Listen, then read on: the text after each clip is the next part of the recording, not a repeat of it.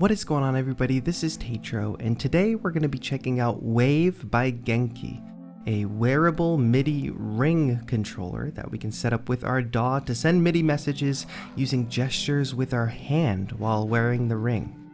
I want to thank Genki for sponsoring today's video, and as we go through today, we'll check out some of the different features of Wave by Genki, as well as how I would use it in a music production and performance setup.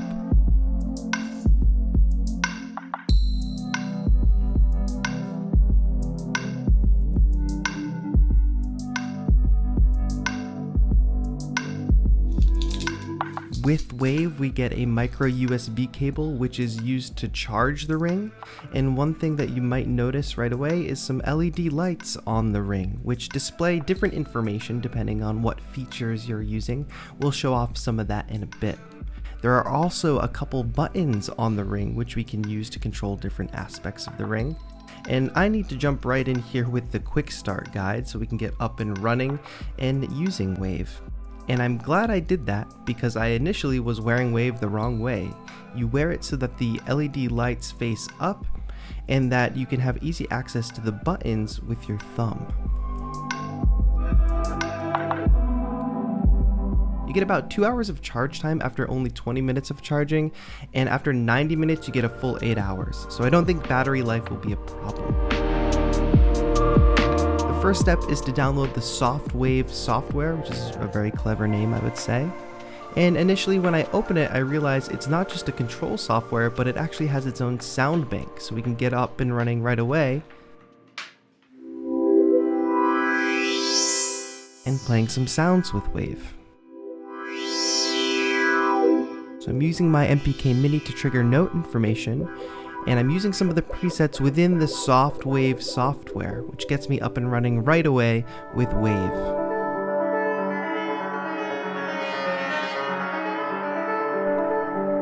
Each sound has a different gesture module, which controls a different aspect of the sound. We can scroll through presets with some of those buttons on the ring, like I mentioned before. And here, let me just mess with one of the sounds so you can see how using the different gestures with the ring can affect different sounds.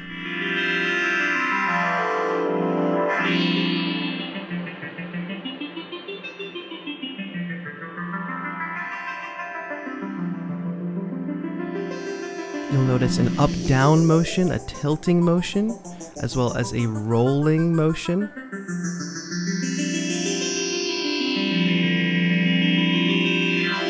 Pretty much any way you can move your hand through space can be mapped to a different type of control.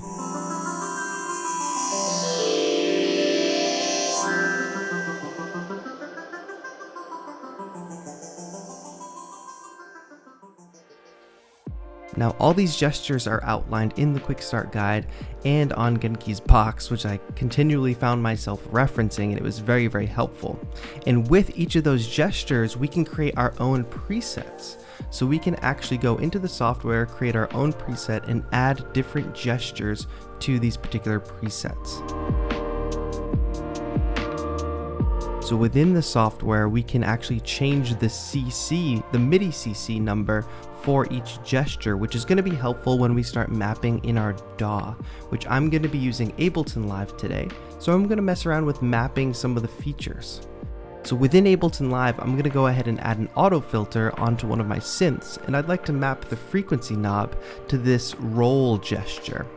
So I'm going to solo the roll gesture in the SoftWave app, and then within Ableton Live, I'm going to do MIDI mapping as I normally would.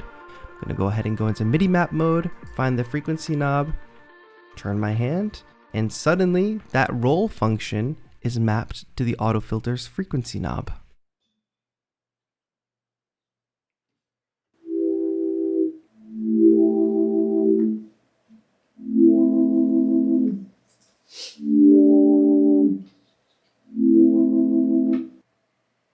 Another gesture is vibrato, which I think is very fun for playing synths. I mapped it to that frequency knob within my Repro 5 plugin. We've also got tap, which I found useful for drum samples. I'm triggering a kick here. We can also adjust the sensitivity of the tap. You can hear the velocity coming through as well. So I'd like to apply some of these gestures into different scenarios, different performance scenarios, and different types of beat making. So let's give it a shot with maybe a one-shot sample performance where I map the different gestures to different parameters within the session.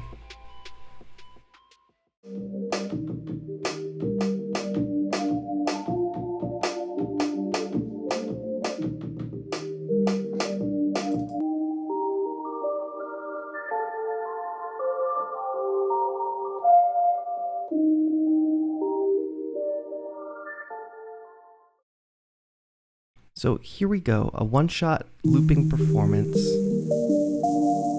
We open by using the pan gesture on a filter. And now we're just gonna play a drum loop. We're not doing any gestures quite yet.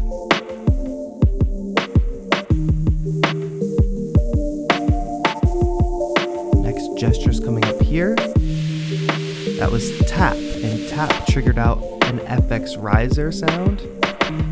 As I raise my hand, you'll hear a beat repeat, a stutter effect. Now rolling, you heard a reverb breaker effect. So now in combination, I can use these different effects and move my hand in different ways that triggers multiple of these effects simultaneously. So first the filter, and then the reverb breaker, which is a nice way to end a session.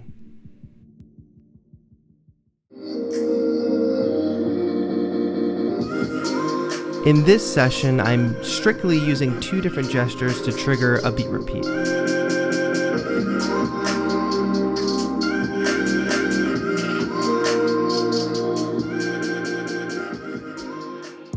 And that's fairly simple, but I want to put together a beat performance where each sound kind of has its own parameter mapped to a different gesture.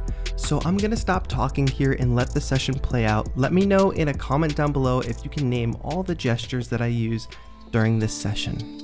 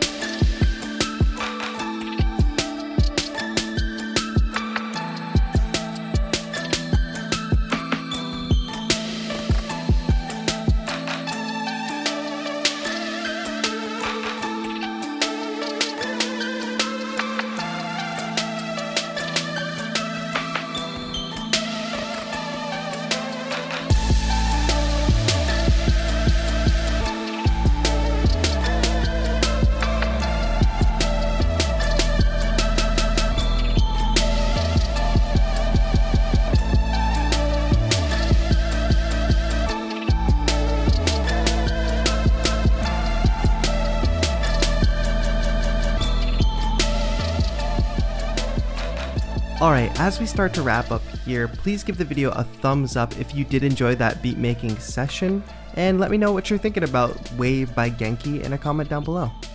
One thing I found was that I constantly had to recenter the ring via a button in the Soft Wave software, because as you start moving and tilting and rolling, it can kind of lose its calibration over time. So I found myself recentering in the software, but overall I had a lot of fun using Wave by Genki. And if you want to find out more about it, there is a link in the description you can check out to go to Genki's website and see all of the features in even more depth than this. I want to thank Genki again for sponsoring this video. If you enjoyed it, please let me know in a comment down below, and subscribe if you want to see more live electronic music performances, tutorials, and content to make you a more productive producer. For now, this has been TAETRO. Have a good one.